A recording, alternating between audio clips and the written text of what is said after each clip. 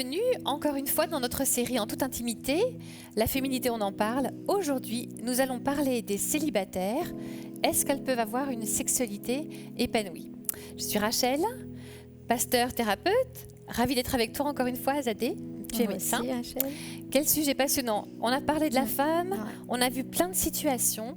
Bien sûr, on veut aussi aborder la situation de la femme célibataire. Oui, parce qu'on a abordé, c'est vrai, le couple, la sexualité, un peu aussi la conception de l'enfant, etc.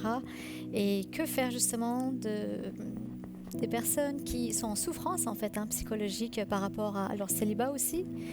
Et j'imagine que toi aussi, surtout à travers ton métier, tu dois aussi entendre parler peut-être de certains aspects de femmes qui ne se sentent peut-être pas tout à fait femmes parce qu'elles n'ont pas gravi, je dirais, cette hiérarchie de famille dont la société a la conception actuellement. Comment tu abordes ça? Quel type de questions les femmes viennent te poser dans ces cas-là? C'est vrai que quand on est une femme célibataire, une des phrases qui m'attriste le plus des femmes, c'est qu'elles me disent « je n'ai pas encore trouvé ma moitié ». Ça me fait hurler en fait à l'intérieur, pour tout te dire. Parce que quand on sous-entend qu'on n'a pas trouvé notre moitié, ça veut dire qu'on n'est qu'une moitié de femme et qu'on ne sera que complète que quand on trouvera l'autre. Je pense que c'est une des premières erreurs de conception. Là, on parle vraiment d'un concept en fait. Moi, je leur dis tout le temps en fait, avant que tu puisses, si jamais c'était ton histoire de vie, construire un couple, il faut que tu sois complète toi d'abord, complète, épanouie, en paix avec qui tu es, en paix avec toi-même. Il ne faut pas attendre d'être parfaite, bien entendu, mais être réconciliée avec qui l'on est avant de pouvoir envisager un projet de vie à deux. Le mariage ne rend pas les choses plus simples, il rend les choses différentes. C'est magnifique aussi, on a pas mal parlé du cadre du mariage, mais parfois c'est compliqué et c'est pas une aventure qui va solutionner les problèmes de célibataire. Donc, moi, j'ai une sœur célibataire hyper épanouie. De même pour moi, tiens. Moi aussi, j'ai une sœur qui est plus âgée que moi, qui est super épanouie et serviable d'ailleurs, puisqu'elle a beaucoup de disponibilité. Ça, donc il y a vraiment moyen d'avoir une vie épanouie en tant que femme. Quand on vivait en Asie, je sais que les jeunes femmes, quand elles atteignaient l'âge de 25 ans, la culture du pays où on était, je parle même pas de chrétiens ou de non-chrétiens, mettait une pression de fou, quoi. Pourquoi t'es pas encore mariée, etc. Il y a peut-être des femmes parmi vous qui vivaient cette pression depuis leur famille en vous disant alors pourquoi t'es pas mariée, pourquoi il y a pas, tu construis pas une famille, qu'est-ce qui ne va pas avec toi? Je me souviens que c'était une des plus grandes réflexions aussi de ces femmes, c'est what's wrong with me, quoi, qu'est-ce qui va pas avec moi? Rien du tout. C'est peut-être juste pas la saison ou pas le moment, et en tout cas ça va pas solutionner toute la vie de se marier. On peut être femme, pleinement épanouie dans sa vie spirituelle, émotionnelle, professionnelle, sociale, comme tu dis. Est-ce que tu vois parfois des cas chez qui, à cause soit de la pression extérieure, soit une propre pression qu'elles se mettent, le désir d'être en couple devient même pathologique et ça les ronge tellement de l'intérieur que ça les bride pour toute autre chose. Oui, c'est vrai, ça les empêche de vivre. Certaines en font comme une obsession et elles se disent encore une fois, je ne pourrais être complète que si je me marie. Elles en oublient de vivre en fait. Elles en oublient de vivre. Si c'est votre cas, moi j'ai envie de vous dire, vivez votre vie de célibataire épanouie. Et si un jour vous rencontrez la personne avec qui vous pouvez construire votre vie, il sera temps de vous préparer au mariage. Mais toutes ces listes, on scanne la population autour de nous pour savoir si il est là, la façon de regarder les hommes célibataires avec ce fameux scanner. Est-ce que c'est lui? Est-ce que c'est lui? Est-ce que c'est lui? On en finit par oublier de vivre. Oui, donc tu as raison. C'est une vraie problématique. Et ce qu'on a envie de transmettre toutes les deux dans cette capsule, c'est tu peux être célibataire, femme et épanouie. Absolument. Tout à fait. Et je confirme cela. Qu'on n'est pas accompli juste parce qu'on est deux. Au contraire, Dieu nous a créés déjà uniques, tels que l'on est. Donc, il y a certainement un but bien précis de sa part pour nos vies, avant même de vouloir l'envisager à deux. Et ça, c'est très important. Et le plus grand célibataire de la Bible, c'est Jésus. Tout à fait. Très bonne remarque. Il est resté célibataire parce qu'en fait, il est fiancé avec nous. Donc, quelque part, nous aussi, on est fiancés avec lui, bien sûr. Donc, il a pu vivre sa vie d'homme, faire face à toutes les tentations, puisque la Bible nous le dit, il a connu les tentations sans succomber, et vivre son ministère à fond, en tant que célibataire. En parlant de tentation, comment vivre en tant que célibataire, justement, la sexualité? Comment l'intégrer? Voilà, ça c'est une question qui n'est pas beaucoup abordé, assez tabou. Quand on est célibataire, pareil, hein, on démarre toujours avec tous les interdits. Il faut pas, il faut pas, il faut pas, il faut pas. On a parlé du cadre, de la sexualité active et pratiquée qui est la sécurité de l'alliance entre un mari et sa femme qui vont s'attacher âme, corps et esprit. Ça ne veut pas dire qu'il faut annihiler le fait que l'on soit des êtres sexués. On est femme ou homme. Et on peut être des êtres sexués sans avoir de sexualité active. Ça, c'est une clé importante à comprendre en fait, parce qu'on a trop souvent associé le fait d'être un être sexué, une femme, au fait d'être actif sexuellement. Non, on peut choisir la continence, c'est-à-dire le fait de ne pas pratiquer de sexualité pour notre foi, pour choisir d'attendre, pour attendre le bon moment avec la bonne personne. Et en fait, le Seigneur nous aurait piégés si on ne pouvait pas vivre sans être sexuellement actif. Tu sais, je crois que le diable, il a utilisé de grands mensonges pour nous tromper. Il a essayé de faire croire aux couples mariés que l'on pouvait vivre sans être sexuellement connecté. C'est une grosse erreur. Parce que quand on est marié et qu'on est sexuellement actif et connecté, on est protégé spirituellement. Mais le deuxième gros mensonge, c'est celui qui nous intéresse aujourd'hui avec notre thème, c'est il a essayé de faire croire aux célibataires qu'ils ne pouvaient pas vivre sans sexualité. Donc tu vois, dans un cadre où on a besoin d'être sexuellement connecté, il nous a fait croire qu'on n'en avait plus besoin. Et dans un cadre où on peut vivre sans, il nous a fait croire qu'on ne pouvait pas vivre sans.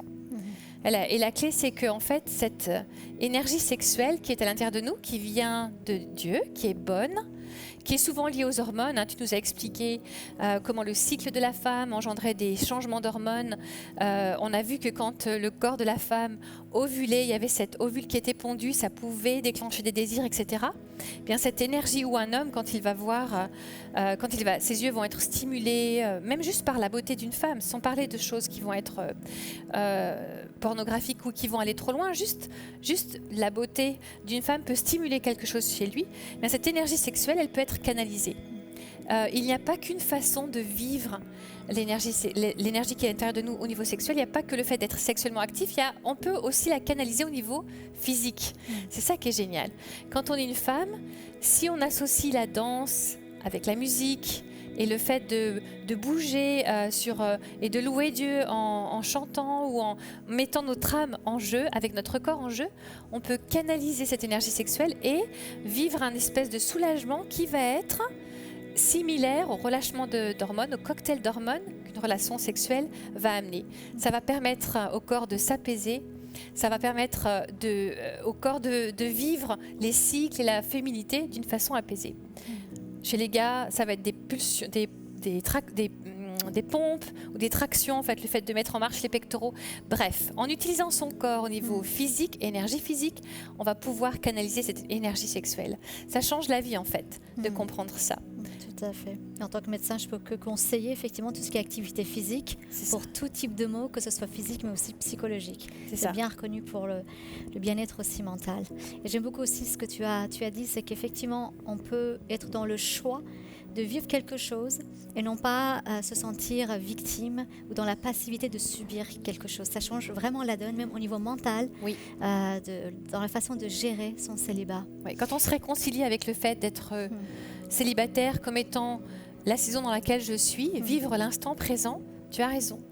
On est mieux dans son état psychologique, spirituel, émotionnel et dans son corps aussi. Et en apprenant à comprendre comment son corps fonctionne, on peut arriver à vraiment épanouir. Cette notion de continence choisie, canalisée, peut vraiment, et on le voit autour de nous, merci Seigneur pour ça, faire que des femmes célibataires, puisque c'est le sujet de notre capsule, vivent pleinement leur célibat de façon épanouissante. Et qu'en est-il sinon pour ce désir d'enfanter pour les célibataires? Quels conseils tu donnerais?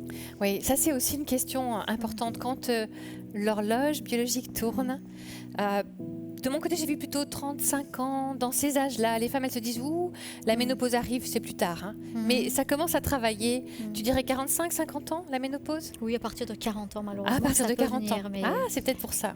Ouais. Donc, vers 35 ans, moi, je vois des femmes qui commencent à me dire « Bon, je vais avancer dans ma vie sans avoir construit de couple et j'ai vraiment un désir d'enfant. » J'aime bien prendre le temps dans ces cas-là de leur expliquer ce que veut dire avoir un enfant. C'est pas seulement cette saison de la vie où on choisit les baby grow et tout le matériel de puériculture et si on choisit si on va allaiter ou avoir un biberon, mais un enfant, c'est un projet à long terme. Tes enfants sont dans l'adolescence, les miens, le plus âgé a presque 30 ans, mais c'est un projet à long terme en fait. On démarre avec un bébé et c'est souvent un désir de bébé en fait. Quand on parle de désir d'enfant chez une femme, c'est un désir de bébé qu'elle a, qui est très naturel, etc. Et j'ai envie je leur dis tout le temps, si tu choisis d'avoir un bébé en étant maman solo, comme choix, j'aimerais bien que tu discutes avec des mamans solo qui sont solo pas par choix, pour voir ce que ça veut dire un petit peu d'élever un enfant seul. C'est compliqué d'élever un enfant seul quand on l'a pas choisi, mais quand on le choisit, je pense que ça renforce la difficulté.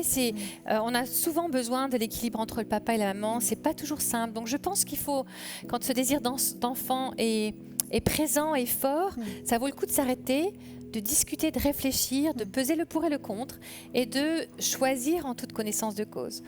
Dans quoi est-ce que tu t'engages avec ce projet d'enfant? J'ai des amis à moi qui ont fait ce choix et bien sûr je le respecte, c'est leur choix, je le respecte, je suis là pour les accompagner si elles ont besoin, mais j'aime bien prendre le temps de peser le pour et le contre et de ne pas céder à une impulsion en fait. Nos impulsions, nos pulsions d'ordre sexuel ou d'ordre du désir de vie sont souvent gérés par des hormones quand même.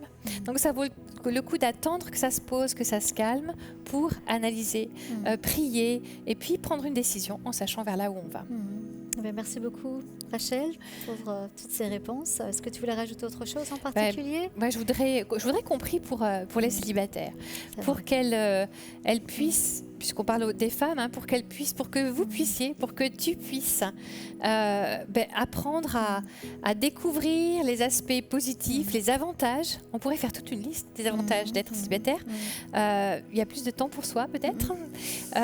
Donc les avantages, mais aussi ce que Dieu veut faire avec ta saison, en fait, avec cette saison. Et puis, oui, je vais prier avec vous pour cela. Seigneur, merci pour chacune des femmes qui écoutent cette émission. Seigneur, si elle est célibataire, je prie que tu viennes remplir sa vie, son cœur, la pièce dans laquelle elle se trouve, sa maison, son appartement de ta présence. Seigneur, je prie pour que tu lui permettes de vivre une relation avec toi, une relation amoureuse. Je sais que ça va faire réagir, mais Seigneur, je prie pour qu'elle te découvre à un autre niveau. Seigneur, son cœur est libre pour construire cette relation avec toi. Merci de lui donner des clés qui vont lui faire découvrir un domaine que toutes les deux, Azadé et moi en tant que femme mariée, auquel on n'a pas accès. Seigneur, je prie pour que tu sois le mari dont elle a besoin, pour que tu sois là quand elle se sent seule, pour que tu sois là quand elle a besoin d'être consolée, d'être encouragée. Seigneur, je prie pour qu'elle puisse aussi construire des relations équilibrées, que sa vie, que tu mettes sur son chemin des personnes qui vont pouvoir lui permettre d'avoir des amitiés qui seront enrichissantes et épanouissantes. Merci de mettre sur sa route des personnes qui pourront lui permettre d'avoir une vie ouverte vers l'extérieur. Seigneur, merci de nous donner à chacune de découvrir le plein potentiel de ce que tu as mis en nous. Seigneur, viens consoler les larmes de celle qui souffre en ce moment de sa situation. Viens lui donner, Seigneur, de voir ta main dans ce qu'elle vit et d'être là avec elle. Seigneur, tu changes les larmes en cris d'allégresse. Merci parce que tu es le Dieu qui nous aime. Merci parce que, Seigneur Jésus, c'est toi notre fiancé et que tu reviendras nous chercher. Seigneur, merci pour ta bénédiction sur la vie de mon ami aujourd'hui. Amen. Amen. Merci Azadé pour ce temps. Rachel. Merci pour cette série aussi. Tu as accepté de vivre toutes ces capsules ensemble. Merci pour ta sagesse, toute ta connaissance et la bénédiction que tu seras pour toutes ces femmes et ces hommes. C'est un plaisir d'être avec toi. Qui auront suivi cette série. Merci. Que Dieu te bénisse. Merci. Et à vous aussi. Merci de nous avoir suivis.